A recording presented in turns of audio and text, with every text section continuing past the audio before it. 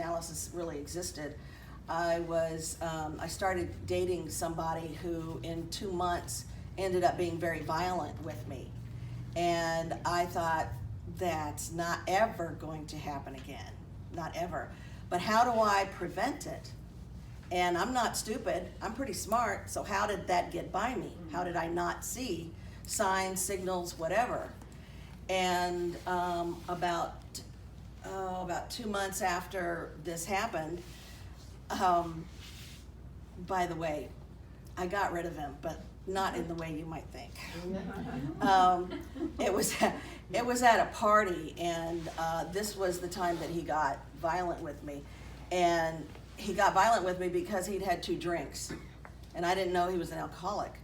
So I drove him home, and on the way down the freeway in California, he tried to jump out of my car. And I held on to him by the belt loop because he had the door open and he was going to jump.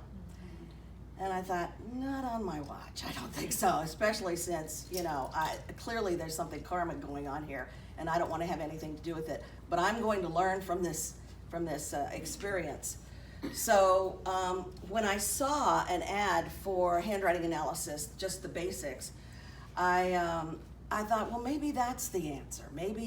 Maybe something in his handwriting would have been a signal for me to watch out for. And I signed up for the class, and during the class, she said, now if you have the handwriting sample of someone that you're interested in, or someone that you know pretty well or whatever, bring it in and work on it, next to your handwriting. And so I did that, and wow.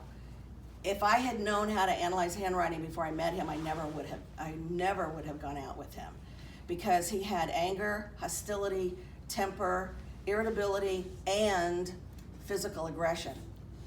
And that was in a small paragraph. That's overload. This indicates somebody who you can have a hostile personality, and nobody just wants to come around you because you feel like cactus to them. You just don't want to get around that kind of person. Or they might have a temper that all of a sudden just flares. But when you have hostility, irritability, and all of this together, plus physical aggression, then you have somebody who, when they get into those other kind of lower degrees of anger, you have somebody who's going to haul off and hit you. They're going to respond with physical aggression. A really good example of something that happened later when my daughter was she was in middle school. And teachers had found out on teach-in day that I knew how to do handwriting analysis, so they invited me in and this was middle school, so these were really younger kids than I was usually speaking in front of. And I was working on one sentence and the signature of the kids in my daughter's class. And when I got rid of those, then I got into the next class because multiple teachers had asked me. And this was not a child that I was familiar with at all. And I asked my daughter, I said, do you know this kid? And she said, yes. And I said, is he in any of your classes? And she said, yes. And she's already started to get curious because she knows what I can see. And I said, well, does he sit anywhere near you? And she said, well, 2 rows over, 1 row up. Why? And I said, because he's very physically aggressive and I don't want you anywhere near him. And she says, he's on suspension now for hitting his teacher. So this is how quickly, when you learn what the strokes mean, you can really clue in on some of the major predominant problems that some people can have. But it's not a way you can't, some people would disagree with me, but I don't diagnose through handwriting analysis, and you can't always tell the gender of the person who's writing. I have a friend from high school, you'd swear his handwriting was of a woman, and it's not, it's his. And he was brought up Catholic, and like most Catholics, you're in school and you learn a certain way. I've never been in a public school except when I went to college. So I'd had a lot of attention to penmanship and things like that. And so his handwriting really looks like it's got a female energy to it. But you know, that's okay, because we all have male and female in us, all of us. So the thing that I thought I'd use this half hour for is that there are specific things in our personalities probably that frustrate us. Each person has his or her own feeling like, oh man, did I do that again? Or, wow, I should have done that. I don't want you to should on yourselves, because it's toxic. It doesn't help you. It keeps you frozen, and it makes you afraid to take any step forward. So when somebody sits down at my table and I do handwriting analysis for them, I have, at conventions, for example, it's 5 minutes and they're gone. So I only have 5 minutes to give that person some idea about how I can help them overcome some of what I call stumbling blocks.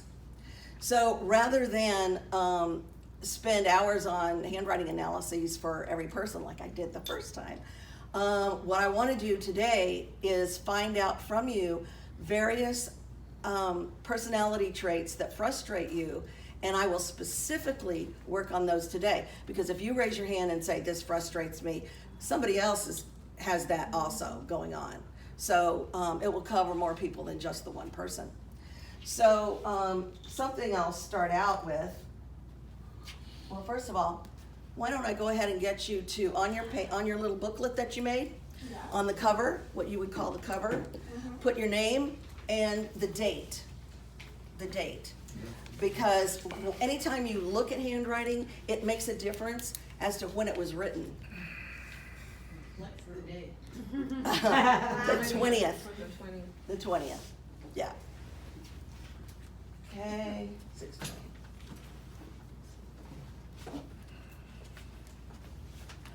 Okay. Then I want you to write a sentence. My favorite thing to do is. My favorite thing to do is. And then fill in the blank. Yep, same page.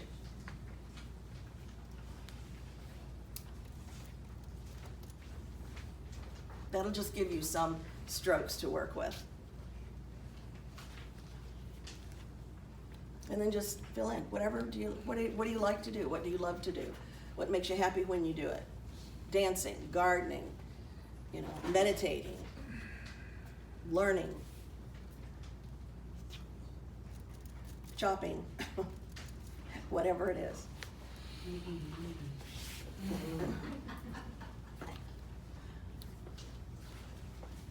Okay?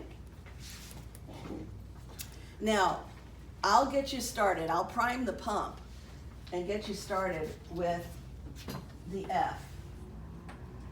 Do you have a darker pen? There you go. There you go. Did that answer?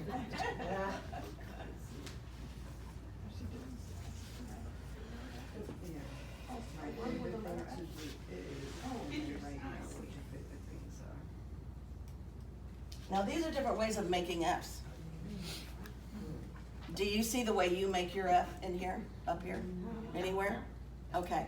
Well, let me explain what each of these are. What each of these means something different. Okay. If you think of this being a baseline, in other words, it's the line that your letter sits on. Okay, the base of your letter. Okay, you have a lower region and an upper region. Now, if the upper region is missing, that means something. If the lower region is missing, that means something. The F is the stroke that I can look at to see how organized you are. Okay, so let's find out how organized you think you are, or you feel you are. This is interesting. Okay, if you have a balance on the baseline, above and below, that means you think and prepare abstractly how you're going to organize, and then the lower register tells you if you can organize, if you can put that into action, if you can put it into, in other words, if you can manifest. And if you're into manifestation, like most of us are right now, this is really a good letter to pay attention to, because it's not just talking about the mundane everyday organization. It can also be talking about how you organize your spiritual life. What do you do? I mean, I have great plans to learn a new way of meditating or studying Silva mind control. But do I buy the book? Can be something as simple as that. So look at your F and find out if you're a good abstract organizer or material organizer, or if you're both. And if you lack one or the other, then I want you to think, practice, and start practicing the one that's balanced, that has as much above as below. You see, now this one does not, it has above and below, but it's less planning, but it can put it into organization. Okay? It's not as much productivity, no, not as much substance put into the thinking of it as like the many layers. Like if I want a solid wall of bookshelves, well, I've got to visualize what I want first. And then the material will come into gathering. It has a lot of layers to it, doesn't it? It has measuring, it has the materials that I have to buy, it has the paint, it has screws, it has whatever. So that's what the F can do for you if you decide that you need a little bit of amelioration in your stroke. So how many people feel like they could improve their F? You don't have to tell me how, just if you could improve it. Okay, yeah, good, very good. What's the last one mean? Do you think? This one, Yeah. that means that you don't do a lot of planning for it. Let me tell you where these are. These actually look like they could be devastating almost if you don't know how to plan. No, because if you're in a group setting, you may be the brainstorming part of the planning, but someone else is going to do the material work. You see that? So this does not necessarily mean that you've got problems. It simply means this is your style of thinking. Okay? Got that? Because there's always a reason for why you make the stroke the way it is, because you found benefit in it. You found benefit in it some way. So does anybody see yourself up here on the board then? This one you can ignore because you can hardly see it anyway. What about if the person prints and mixes it in with Right. cursive? Mix of letters that are cursive and print indicate that that you have some fluidity to your thinking because you're doing the cursive, because you're writing the cursive, but also printing usually indicates that you're afraid people won't understand your writing, that it will be illegible, and so they print. Most engineers print because they're heavily analytical. They want every number, every letter to make sense to somebody. They don't want to be misunderstood. This is why I wonder about doctors writing prescriptions. You know, this is dangerous business. You know, Okay, so okay, let's move on to something else then. Who else? Anybody who has an interesting formation in their sentence that they would like me to address? Or a frustrating personality trait? Yes? If you have a variety in like the bottom part, some of them are thin, some of them are fatter. Mm-hmm. Does that Mm-hmm. mean anything? Sure, and is it, are you talking only about the F, or are you Yeah. talking about something else? Okay, because let's also talk about the, like the descender Yeah. of the Y and the G, Okay, and let's go ahead and put in those baselines. If you have a variety of both, that means you have a variety of approaching something thinking-wise. Sometimes you're the planner, and you're the brainstorm person, and other times that you're the one who's called upon to gather the materials and to create, to produce. Yeah, we're not all cookie cutter. We don't always do exactly the same thing every single day unless we're on an assembly line, and for example, and that's part of our process. That's the way we have to be in order to produce what we're supposed to. So the variety is very good. Did you have a question? No. Oh, okay. Anybody else? If you see something interesting in a specific stroke? How about, now what? Yes. I kind of make my case like more like H's, and I kind of like, I always catch it, and it's like, why do I do that? When you say I want catch to it, look do like you an mean, A and not an H. let me see, did you write it on there? That I do it here. I don't think you did. No, because we didn't write a K for anything. Right, well, go ahead and write some Ks and I'll look at it later. I'll look at it later, so I'll know exactly what you're talking about. Anyone else? Any other, for example, how about procrastination? Hey, no, I got stuck on the K. Anybody? Nicholas, I saw your hand go up real quick. Okay, procrastination. Procrastination normally is seen in a T-bar that doesn't quite meet the stem. And it can be longer like this, or it can be, short like that. Now, these mean different things, even though they're both on the left side of the stem. The stem is reality. The stem is reality. So, are you connected with reality on either one of these? No, you're not. You're not connected with reality. In other words, you might not be facing facts. You might think something is the case and it's not. But that may be just a result of you not having the information. Okay? It's not that you're, sticking your head in the sand or anything like that. It's that you might not have enough data in order to make a conclusion. Okay? Now, procrastination, this is procrastination with strong will. This is procrastination with short will, and it kind of fades out on you. But you have high goals because you're above the midway mark on your T. Look at the T in favorite. Where is the T bar in your word favorite? Is it higher toward the top of the stem? If it is, good for you, because that means you set higher goals for yourself. This is the main letter that I focused on in the first half, and I did all those handwriting analyses, because this is so important to your ability to succeed at whatever you want. At whatever you want.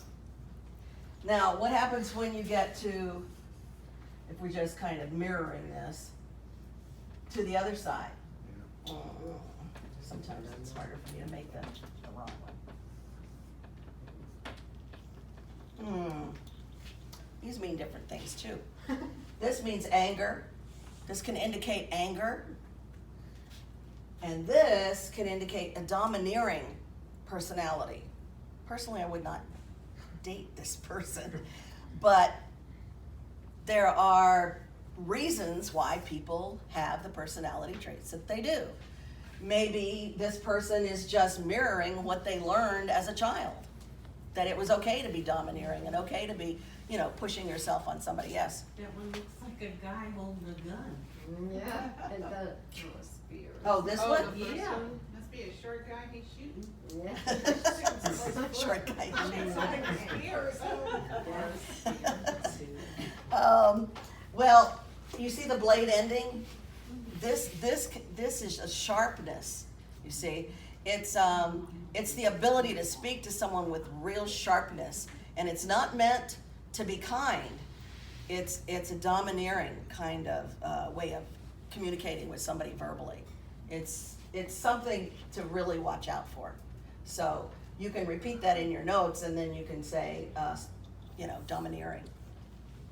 So, and anger. I went to Lotus Sphere Convention, which is for IBM, at the Swan Hotel down at Disney. And I was one person doing handwriting analysis, and everybody else was tarot readers, psychics, mediums, whatever. And I mean, clearly, I'm on the sensitive side as well. But I wanted to be handwriting analyst there because I give people an alternative. So a lot of people are not really still or yet comfortable with sitting in front of a psychic. And what happened was I had 40 people waiting in line to sit down at my desk and have a 5-minute analysis from me. One man who sat down, and these people were from all over the world. These were engineers from all over the world, literally. This guy sat in front of me, and I looked at his one sentence, just like you did, one sentence and his signature, and I said, wow, you are one angry man. I don't mince words. If I see a stumbling block as big as this, I say it, because this is the chance he has. Okay? There's no psychologist that's gonna sit down and analyze this guy's writing and tell him. And in a second, you can see it as a handwriting analyst. It's a beautiful gift that Dr. Bunker gave us, 100+ years ago when he devised handwriting analysis. And he just looked at me and like deer caught in headlights, and he said, how do you know that? And I said, well, I can't tell you why you're angry, but I can tell you this, in a single sentence, you have 5 signals that you're angry. That's overload, and it's going to affect your life, it's going to affect your work, it's going to make people not want to work with you, it's going to give you problems.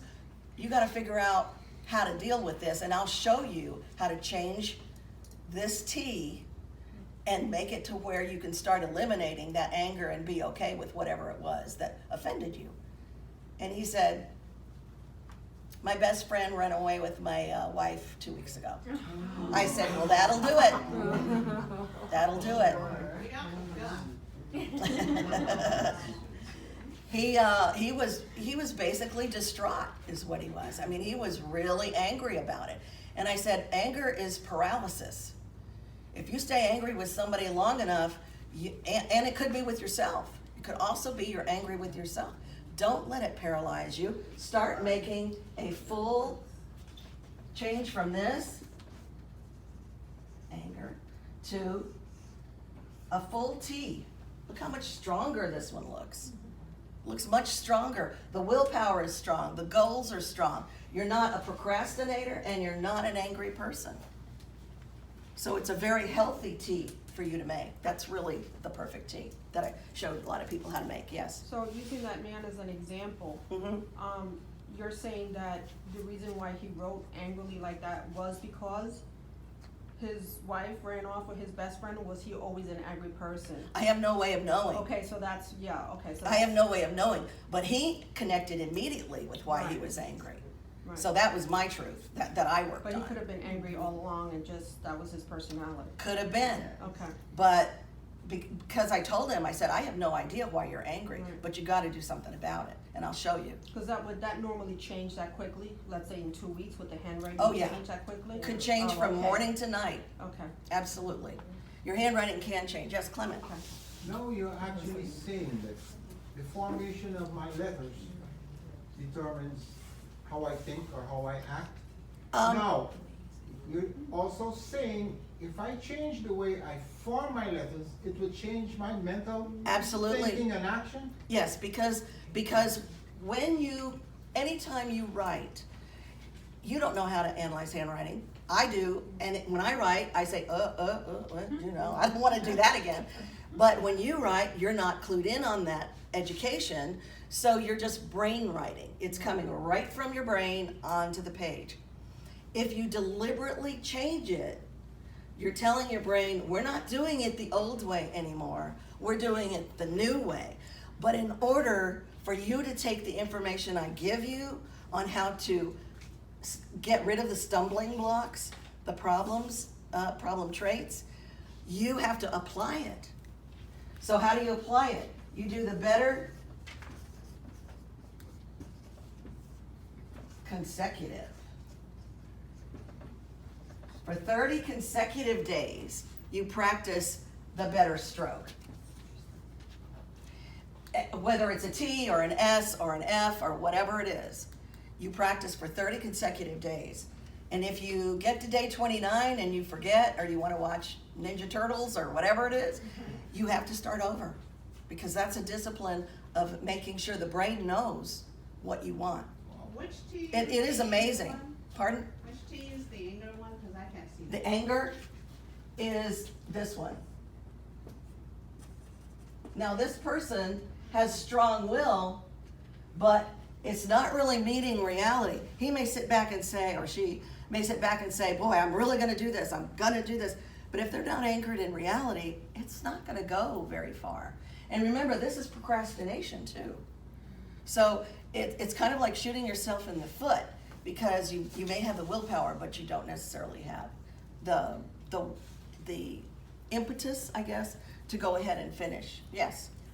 I have 5 T's here, Mhm. and 4 of them are the normal balanced T, but one of them, I started way by the T itself, but it's Oh, okay. long, so, So it's like this. You make it from left to right though? yeah, that's the, one of them is like that. Right, But the okay. rest of them are balanced. Right. All that means is you don't stay in the same emotion 100% of the day. Yeah. Your emotions go up and down. Right. So it's just an example of how close you are to leaving reality behind. No, I'm just kidding. Could be. You know me pretty well. I could. I've had 10-year-old little girls walk up to me and wave their paper at me and say, "This is me exactly. How did you know?" I said, "I got an education." That's what I tell them. I got an education about it. You know. Did you have anybody? Yeah, I actually, it's interesting because the thought just went through my head. So I'm always doing patient notes every single day. So there are certain patients that are very difficult and some that are very easy to work with. I'm gonna go back and see what my handwriting looks like when I'm writing about these certain patients. Because that it may have- show irritability. It may show up in my It may handwriting. show, yeah, it may Okay. show up in your handwriting, absolutely. Okay. You know, you think about it, we all had chances where we started in the old days, writing a note or writing a letter, cursive, and then having to get up and leave it, go do our errands, and come back and try to finish it. What'd you notice? It's different. Your handwriting is different. That's because you're in a different emotional state when you come back and pick it up again. It's just as if you had a morning that was really wonderful, really great, and you wrote the top part of the note and had to get up, and then you came back and realized somebody in your family had an accident, and then you sat down to write. You'll be much more emotional in your handwriting. You'll have much more of a slant to your handwriting, indicating emotional, oops, I didn't want to do that, emotional responsiveness. So I'll show you how to see that. Let's say if you like to be in control of your writing, and of your emotions, your handwriting is going to be much more like this, because this upstroke is almost vertical, isn't it? It's almost vertical. But if you got real emotional, there you go. It's no longer vertical, it's much more into the emotional responsiveness. You're gonna be much more testy, much more sensitive, much more feeling other people's feelings, not being necessarily in control of your own. So the slant is what we're talking about. And actually when we do this, analysts do this, we use a protractor. So a protractor has the 90 degree. Everything to the right of the protractor increases your emotional responsiveness. Everything to the left shows how much more in control you want to be. So people who have problems sharing their feelings, responding emotionally to what we would consider fairly normal things to respond emotionally to, their strokes are going to be much, their initial strokes, their upward strokes. What about the people that do a really aggressive left slant in all their writing? When you mean left slant, which way do you mean? Do you mean the initial stroke? Because I'm only going on the upstroke. when they write to. Like this one down at the bottom? Yeah, they're all slanted. Well, they have less emotional responsiveness. They're much more in control. This happens a lot with people who've been really emotionally hurt, abused, put upon. A lot of people, you know, for example, who come out of prison might have, you know, where they learn to control their emotions in prison, or because they had to, or otherwise they get written up or whatever. You know, if you've been in an oppressive atmosphere emotionally, then your handwriting is going to show that. It's going to mirror that. You know, so it's healthier for you to be at least the vertical or to the right, but not so far right, because then you're like, nobody knows where you are emotionally. It's very difficult. I have one more question, I promise. Is there a difference between people who are left and or right-handed? Not really, because I mean, if I must have looked at thousands of kinds of handwriting over the 30 plus years, and you can't really tell. You think your analytical mind would say it will always be to the left for a left-handed person. Not necessarily true. You know, they can be very emotionally responsive, or they can be holding back their, you know, and feel like they have to be in control.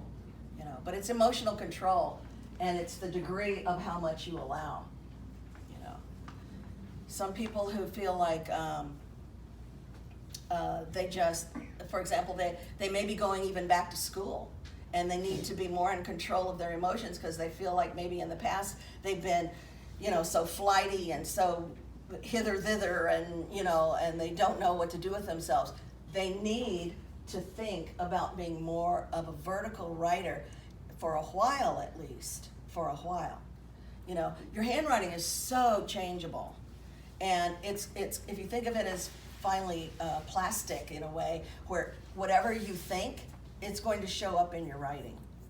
And it's fascinating. If you're at all interested in handwriting analysis, look it up online and find programs that offer, because you'll never be bored. I promise you, you will never be bored. Wherever I go, I'm always looking at handwriting. Even at where I have to sign at the register. God, that doesn't even look like my signature, and it's embarrassing, you know, because I'm a handwriting analyst and I'm looking at it like it looks like what, third grade, you know. So it's pretty funny. Oh, Yes. Yeah, one thing, a lot of people just scrawl a couple things with their signature. They don't want to. What does that mean? Signatures are a horse of a different color, basically. Yeah. Signatures are what are not what you normally write. If I just say write a sentence, you know, they wouldn't necessarily add the signature to it. Signatures, in order to be forged, the forger has to draw. Think about that. So it's slower. If you're trying to forge a signature, you have to go slower, don't you? More slowly, because you have to follow every little nuance of the curve, of the jagged edge, of the blade ending. So it has to be drawn. But this is why when you write your signature, you have to be really sure that it's not too easily forged. So a lot of people go, you know, do like this, and unfortunately some of them come out very forgeable because there's not much to them, right? You know, let me show you something about, you remember Nixon? I remember Nixon. I predicted he was going to resign, and everybody thought I was nuts. Okay. I'm not kidding. It was true. I was teaching school at the time, and they said, what do you think about, and they knew I was, and this is a Catholic school, and they said, what do you think about Nixon? I said, he's going to resign. And one woman just burst out laughing, and she says, there's no way he's going to resign. I said, whatever. So, when Nixon took office, this is how he wrote his last name. When he left office, when he signed the resignation, what do you think happened? He lost all of his ability to think analytically. It was gone. It was gone. And there's no telling how long his signature had been that way. It would be interesting to go back and look at the documents that he'd been signing over the last year. But he was done. He was done as a president. Pay attention to the signatures of the prominent people who are in politics today. That's all I'm going to say. And who want to be in politics. You know, when I was teaching my class, psychic experience class, I did handwriting analysis little segments to catch them up on certain things. And one year, well, in 2016, I did all the candidates, not nominees, but candidates. And it was amazing how many people were totally unqualified for the position. I mean, it was scary. It was scary. It was not good. And you wonder how people get that far, you know?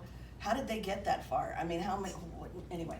Okay, so anyway, but this shows clearly there's no analytical thinking ability left. Not even creative thinking ability much, because I don't think his end was even that way. Could that be like anger or embarrassment or? It's flatline. Like that? If you think of an EKG, it's a flat line. That's what it is. I mean, look at it. That's what it looks like. I'm done. Pardon? I'm done. Yeah, he was definitely done. Yes. So if you had to analyze this signature very quickly, what would be your first thing to look at? Or a word, if you know, if time was pressing. I'll go back to the Lotus Sphere Convention. This one girl sat in front of me, and I don't know where she was from, but she was American. She lived in the States, and